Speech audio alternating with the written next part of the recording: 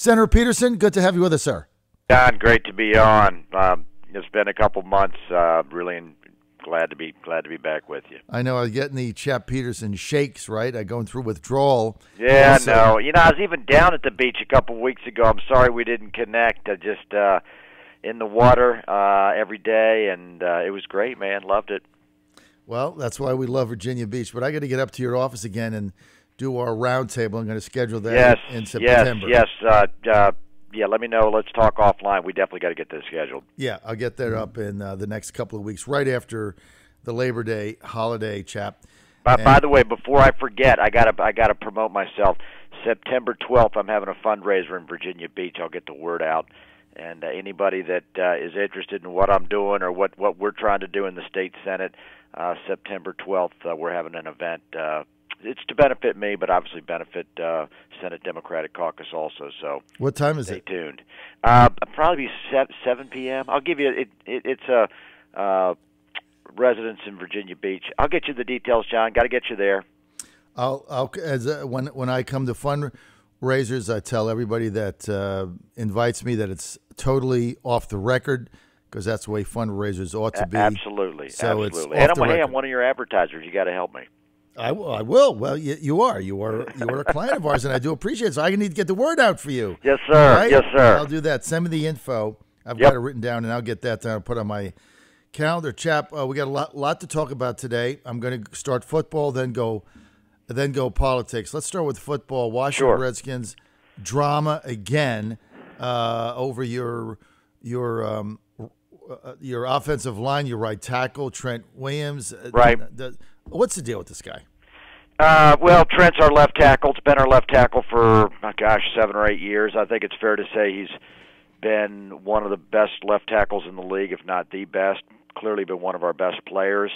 Downside is he's missed multiple games over the last few years with injuries. In my very unprofessional opinion, I think the best years of his career probably have already happened, although, I've been wrong before. I mean, he's a great player, great athlete. For whatever reason, doesn't want to play with us this year. And in my opinion, they're waiting him out right now, see if he's going to come back. I don't think he will. I don't know the guy, but bluntly, I think you ought to just trade him and get something in return. I think you're going to put 22 guys out there, or 53 on the roster. You want the guys out there that are going to play for you. And to be honest, he's been a great player, but the thing I've always admired about Bill Belichick of the Patriots is that there comes a time to move on, and sometimes it's better to move than stick around thinking about the old times. So that's kind of my position on it. Plus, it festers the drama. Plus, there's uncertainty. Just trade him, get it over with, get it done. Yeah, exactly. Just find somebody, put him in at left tackle, and the bottom line is typically the end of the year games at the end of the year, Trent hasn't been there anyway. So what's the difference? Right. Obviously we miss him the first half of the year because he's been a great player, but usually by the end of the year he's been hurt. So what's the difference? Well, it's kind of like the Steelers did with Antonio Brown. I thought after a while you just got to move on. You just got to trade him, get what you can, and put the drama behind you. Okay, Haskins starting on the bench. I really think this is the right move the Redskins made. I mean, you're building on the future. Yeah. And I thought they were very candid. I thought management was refreshingly candid in saying he's not ready. Yeah. I'm going to sort of lightly dispute with the Redskins management on this one. I think Haskins is their best quarterback. I mean, and again, I haven't been to a game live, but just watching on TV and from what I've heard kind of through the grapevine, I think the kid can play. I think the offense is more dangerous with him on the field. He throws the ball down the field really better than Keenum does. He has the ability, and again, those of us that are football fans, I think you know what I'm talking about. He can throw the ball 30, 40 yards down the field on a rope. He can fit it into tight windows. I mean, he's going to throw a lot of interceptions, but I just think the kid can play. I think Keenum, God bless him, and I hope I'm wrong. I think he's sort of an average at best journeyman, and I hope I'm wrong, but until we get Haskins on the field, I think we'll be lucky to get 2 touchdowns a game out of our offense. Now that may win some games anyway, but I just think we got to get the kid out there. All right, what do you think about your opener on the road? Ooh. Yeah. Let me tell you something. It's going to be tough. We got the Eagles on the road. We got the Cowboys at home. We've got to go 1-1. Mm-hmm. We just got to. And by the way, Kenny Alexander, if you're listening, text me because I want to take you and your kid to a game against the Cowboys. And no, you better wear your Redskins jersey. Yeah, I think it's going to be tough to win in Philly. We need to beat the Cowboys, especially if Zeke isn't playing. We've had pretty good. Well, we beat them last year at home. It was a little bit lucky, but we did win. Who the heck knows? I really like our defense. I mean, the one saving grace on this team is the defense. I like the defense. They're young. They're fast. I'm not a huge Greg Minuski fan as a defensive coordinator. I feel like I don't know if he's aggressive enough. I don't know if he kind of gets the best use out of his players. But, boy, Jonathan Allen, Daron Payne, Ioannidis, these kids are good. And they're young, and they're getting better. And I could see us winning a lot of games, 17-14, 16-12, whatever. I mean, odd scores without much scoring. But I think we can scrap our way through to win some games. But I just don't think we're going to win a lot until we put Haskins at quarterback. All right, look, your defense is fast. They're young. They're aggressive. I like them. Let's make a prediction. I say you go 9-7 and make the playoffs. If we do, I'm going to count that as a successful season. Jay keeps his job. I keep my season tickets. I think that's not a terrible. I don't know if the Giants are kind of playing with fool's gold. I don't know what they're thinking. To me, Eli should have retired last year. So they could be horrible. They could be horrible this year. Horrible. And by the way, don't buy into this Daniel Jones hype. I mean, he was going against third and fourth stringers before everybody sort of anoints him as the next Andrew Luck. Exactly. The Eagles are probably the best team in the division. Cowboys, without Zeke, if they get Zeke signed, then obviously they're a really good team. Without him, I've never been a huge Dak Prescott fan. I think there's ways that you could defend him. You got to keep the ball. He can't throw it over your head, so you got to play press coverage and just, try and knock down everything within 10 yards of the line of scrimmage. I think we can beat the Cowboys. I don't think they're that great. All right, make your prediction record. I'm going to join you. I'm going to say 9-6-1. I'm just the eternal optimist. I mean, I think you're going to go 9-7. I think. Look, defense wins games, right? That's what my father said. He's right. Right. Defense wins games. I mean, at the end of the day, you got to have a good defense. I think their defense might be the most underrated in the NFL. They're fast. They're good. They're young. And look, Keenan's going to start 3 games, and they're going to bring in Haskins, right? They're going to let him sit there for a couple of games and learn. Then he's going to come in. Hopefully, you're not going to make the same mistake that. No, I think you're exactly right, John. I think it's evident to people in the organization. I think that Haskins is the better player. It's just going to take him a while to learn the playbook. Right. But so you sit him there for 5-6 games. Maybe you go 3-3. There's going to be a game that Keenan loses where he throws a key interception. That's the reason to bring Haskins in and you start the era. That's what I think is going to happen. All right, I got to move on to politics. Yep. Both Chap and I, Chap 9-6-1, I say 9-7 Skins. Both think they're going to make the playoffs. Scott Serville told me the other day 7-9 they're out, but he's a pessimist, so forget that. He's a very He's very Trust me, I know. sourpuss, right? Sourpuss. Okay, let's get to politics. Right now, if the election were held today, best the Republicans are going to do is 2020. They're going to lose Dick Black's seat. Sturtevant at risk. You guys are likely to win that 21-19. The math for the Republicans in the state Senate is diminishing. The hangman's noose is tightening. I talked to Saslaw last evening in San Francisco. I think he's going to be the majority leader. Right now, I'm predicting 21-19. What say you? Yeah, I think this is the type of situation where the Republicans are playing defense across the board, and that's just a really tough position to be in. They didn't run any candidates against any of us. I don't have any challenge, and really nobody does in Northern Virginia amongst the Democrats. And I think it's pretty much. I guess Linwood has a challenger, but that's pretty much it. Yeah, so, what seats do we have a chance? I think there's probably 6 or 7 where we have a candidate that's up and running and in a district where, let's say, Hillary, was either won it or was within a few points, so it's a competitive district. I think the Loudoun County seat is probably our number one pickup opportunity. Yep. With the John Watkins / Glenn Sturdivant seat, probably 1A. Just again based on numbers, and then the quality of our candidates, quality of our challengers, but then we've got a bunch of candidates spread across the board in the Beach and Richmond and Charlottesville, and so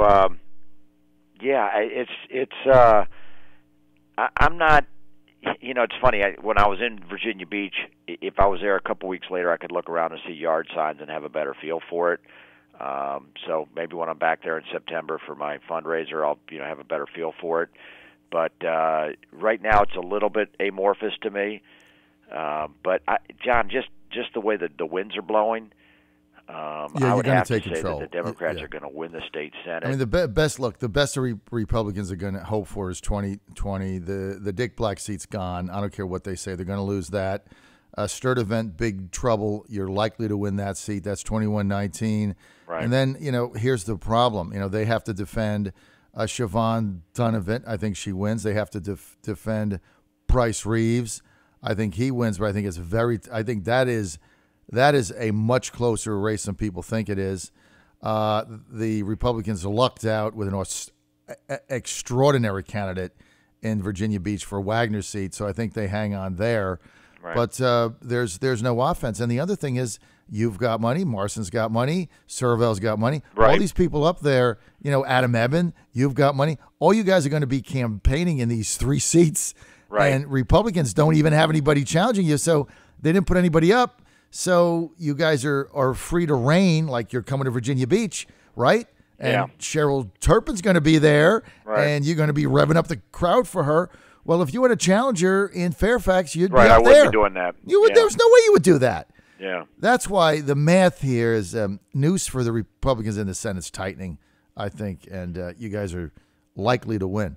Now, yep, and I agree with you, and but like I said, there's a lot can happen between now and November 5th, and for me, believe it or not, I'm just out. I'm still knocking on doors. In fact, my goal is to basically cover all of Fairfax City this summer and fall, just because that's my hometown, and I need to be strong.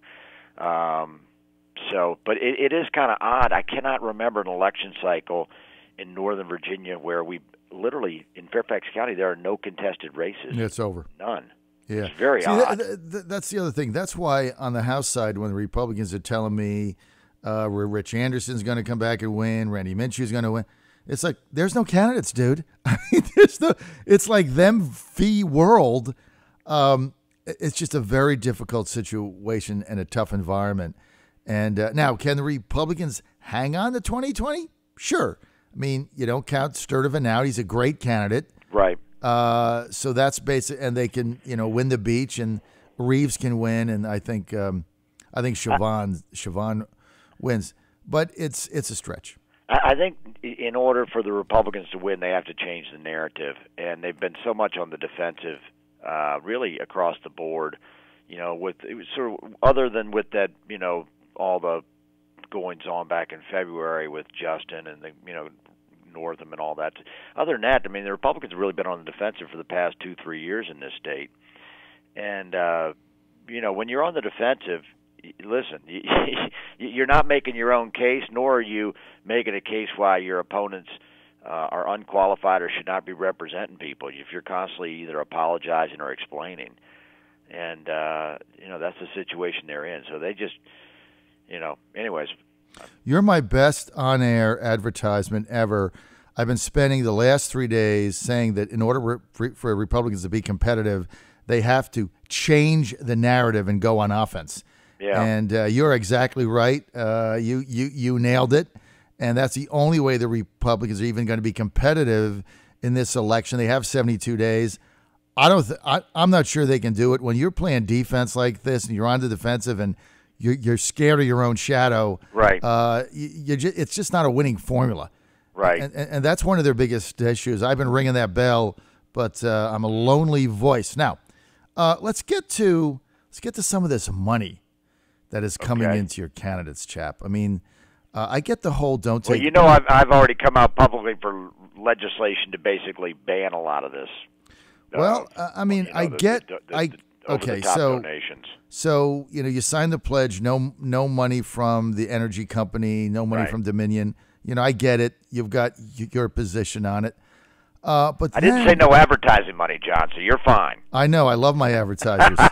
Thank you for that. And they're fabulous. They're a fabulous advertiser, and they do good things in the community. But as far as this dark money that is coming to Democrats from this, who the hell is this guy, Michael Bills, and his wife in Charlottesville? Chap, they're sending $30,000, $40,000, $50,000 checks to House members. You know how tough it is to raise $30,000 or $40,000 in a House seat. They're sending checks out to these people like candy. Basically, they say, sign the pledge, don't take the money from Dominion, and we're going to give you $30,000. These guys are taking the money. This guy's not doing it out of the goodness of his heart. He's got an agenda. So you got all this money coming into them from one guy and his wife. Doesn't that make you equally as uncomfortable from the money you're saying should be coming from Dominion? Right. Well, again, I'm not. I've already taken a public position on this. I wrote an article on it, which I stand by every word, and in that situation, it had to do with George Soros and the money that he generated. And look, I can't blame people, and in fact, I compliment people for if the law permits them to make an unlimited donation, and that's what they want to do, then they can do it. And I received sizable donations, particularly when I ran back in 2007, when I had, at the time, was the most expensive Senate race in Virginia history, and I had people that donated. Some people donated over $20,000. More power to them, more power to me, because that was what the law was. I think the law ought to be changed. I think there needs to be a limit on how much one person can invest in a campaign. But as long as there is no limit, if that's how they want to spend their money, then they have a right to do that. Now, if I'm the opponent and this money's coming in, and I was the opponent in a race where somebody put in $1 million, and also happened to be our U.S. congressman, you need to use that. You need to get that word out there. You need to make that part of your campaign message and say, who is this person? Where's this money coming from? What's this got to do with our community? I mean, and that's on you as the opposing side to put that out there. In the meantime, John, like I said, I've already stated my position on what I call the supersized donations. And yes, I have received them in my own past, so I'm not going to be a hypocrite and pretend I haven't. I think that it becomes too much. I think there's a certain level at which, you can make a donation and then it's time for the next person to make a donation. Otherwise, I do think that the system, it becomes a problem of access for people if they don't have access to that type of big money. But until my legislation passes, what can you do other than if that's how people choose to spend it, whether it's, the Koch family or the folks you mentioned. The difference, though, is when the Koch family spent the money, they would do a grassroots initiative in an area on a particular topic. They're not donating directly to candidates. And this guy, Michael Bills, and his wife, and they kind of, you go on VPAP, and some people don't make the connection, because I think his wife's name is Sonia Smith. She sends 10, he sends 20. That's $30,000. I can't imagine there's not a quid pro quo. There's got to be. It's like you vote against the pipeline, you vote against whatever, and we're going to continue to send you money. So there's a direct quid pro quo that goes with it, and it's what they're trying to do is buy the election. The difference with Tom Davis, Tom Davis put $1 million in, but he put $1 million in to defeat Chap Petersen. He didn't put $1 million in to elect 15 members of the House in order to change the majority so that he could get his agenda done. Big difference. Right. Okay, but let's say everything you say to be true. Let's say they want to stop the pipeline, okay, which there's people in Western Virginia, that's a big agenda item for them, and they're willing to spend the money to do that. Well, Lord knows Dominion spent the money to approve the pipeline, so now it's an arms race. And I feel like a lot of this was touched off where we had big money in Virginia, but as long as it was coming from a corporate citizen, people looked the other way. But if an individual steps in and says, well, I'm going to, make that, match that and raise you, then now it's a problem. See, John, this is where we're going to dispute a little bit, because I think, look, the laws are what the laws are. I'd like to ban the supersized donations. I'd like to prohibit any public monopolies from making donations. But as long as it's a Wild West open warfare, then you got to let everybody fight on equal terms. And if one team is willing to spend more money, then they're going to have an outsized influence.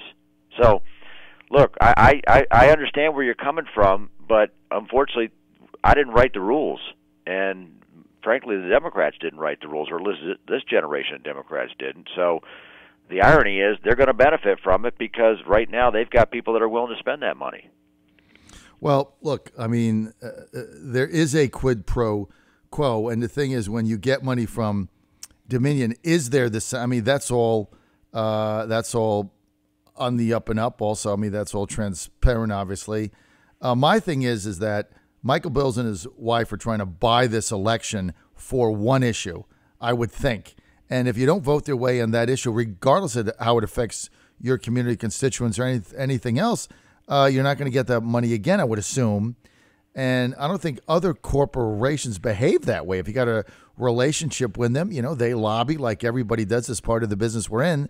Right. But here you've got this one couple that looks like they're going to spend $4 or $5 million in Virginia buying an election in order to influence a vote with a quid pro quo, and nobody wants to talk about it because they're getting the money, right? Right. That's the problem. Chap, we're out of time.